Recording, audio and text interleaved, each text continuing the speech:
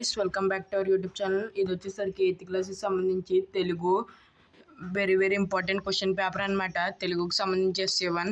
ఈ పేపర్ని అయితే క్లియర్గా చెక్ చేసుకోండి. మీకు వస్తే ఇదే పేపర్ రావచ్చు, లేకపోతే దీంట్లో ఉన్న క్వశ్చన్స్ అయితే మీకు వచ్చే ఛాన్స్ ఉంది. అందుకని చెప్తున్నాను, ఈ పేపర్ని అయితే క్లియర్గా చెక్ చేసుకోండి.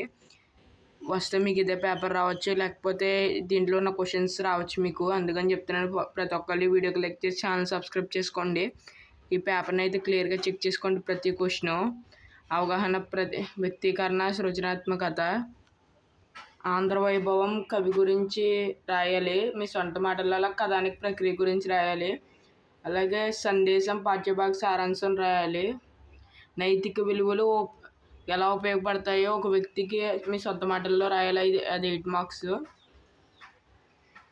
అలాగే వీర కుటుంబానికి, దేశానికి చేసిన సేవల గురించి రాయాలి.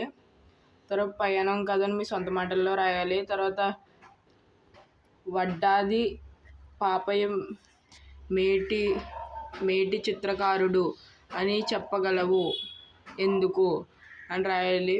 అది క్వశ్చన్స్ని చెక్ చేసుకోండి. మీకు వస్తే ఇవే క్వశ్చన్స్ రావచ్చు, అందుకని చెప్తున్నాను. మ్యాక్సిమం మీకు ఇవే క్వశ్చన్స్ రావచ్చు. ఇవి వచ్చేసి బిట్స్ అనమాట. మీకు ఈ ప్యాటర్న్లోనైతే ప్రతి బిట్ అయితే వస్తుంది 8th క్లాస్ వాళ్ళకి. చూసుకోండి, ఇది very most important question paper. దీంట్లో వచ్చిన క్వశ్చన్స్ మీకు వచ్చే ఛాన్స్ ఉంది. ప్రతి ఒక్కటి వీడియో డీటెయిల్గా చెక్ చేసుకోండి. ఈ క్వశ్చన్స్ని అయితే ఇవే మీకు రావచ్చు, అందుకని చెప్తున్నాను. ఇది పార్ట్ బి, అంటే దీంట్లో బిట్స్ ఉంటాయి కదా, అదనమాట.